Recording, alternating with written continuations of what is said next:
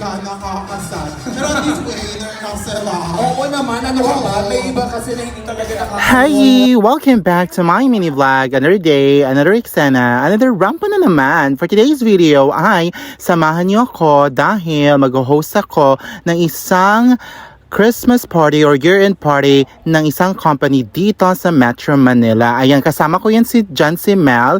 Siya ang partner ko always naman pag may hosting kami. So ayan, nag-book na kami ng Grab dyan dito sa may Quick Clean. At ayan, dumating na yung Grab namin. So for the mahalay nga or mahal ang eksena ng Grab for today's video kasi trafficking nga. Agidoy!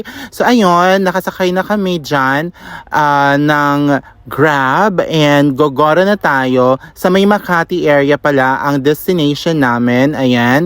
So it's so hot outside kaya hagidoy, it's a relief na Grab kami kasi aircon. Agidoy! So after how many hours? Mga 1 hour din yung travel time namin kaya nag-expressway kami. Nakarating na kami dito sa may Makati. So ayun, nakarating na tayo sa my location or place kung saan pagdadausan ang Christmas party na pag-hosten natin. At while nasa sasakyan kami, lumindol pala dito sa may Manila area. Malakas daw, kaya nakakaloka ito. So ayun, nasa may elevator na kami. Paakyat kami sa may 20th floor. Ayan. And wala, nandito na tayo. So ito ang daanan papuntang venue.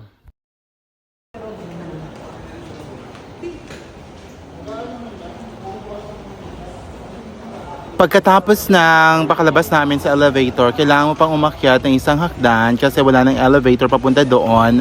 Ayan, ito na yung venue. Sa may The Penthouse nga kami mag-host or yung venue nila. So, pina-close ito para lamang doon sa event ng Epsilon Maritime Services. So, ayan, ito ang venue. Medyo malaki siya.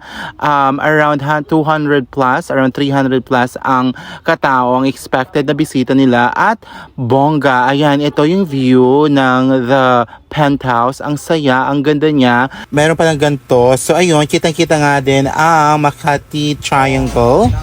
Kaloka, nasa 21st floor tayo. 22nd floor. Ayan ha.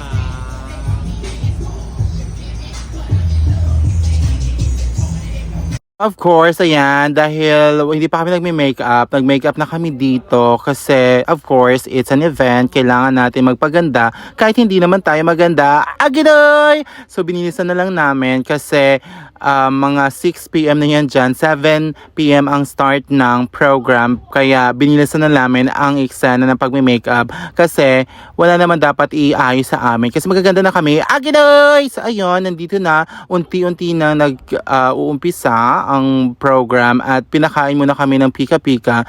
In all fairness, sa pika-pika ay masasarap. So ayan pala yung mga kasama namin na magpa-perform. Sila yung mga singer na magpe-perform later on. So ayan, tapos na kami magpika-pika dyan at mag-uumpisa na nga ang eksena namin. So ayan, diba? Ang fresh ko dyan.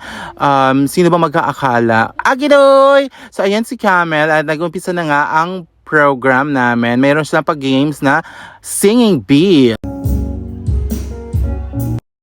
Nagkaroon din ng presentations each group on each company dito sa Epsilon Maritime Services. So ayan ang isa sa mga ginawa nila. Napakasaya, parang station ID. Agidoy!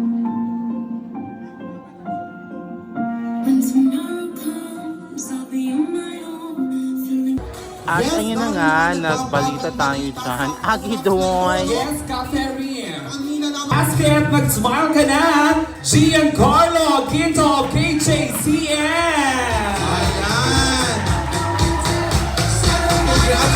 Congratulations. Ayan, sa part naman nito ay nagtawag na kami ng mga raffle winners. Ayan, at congratulations sa lahat. Sana all meron napapalalunan na raffle. Agidoy!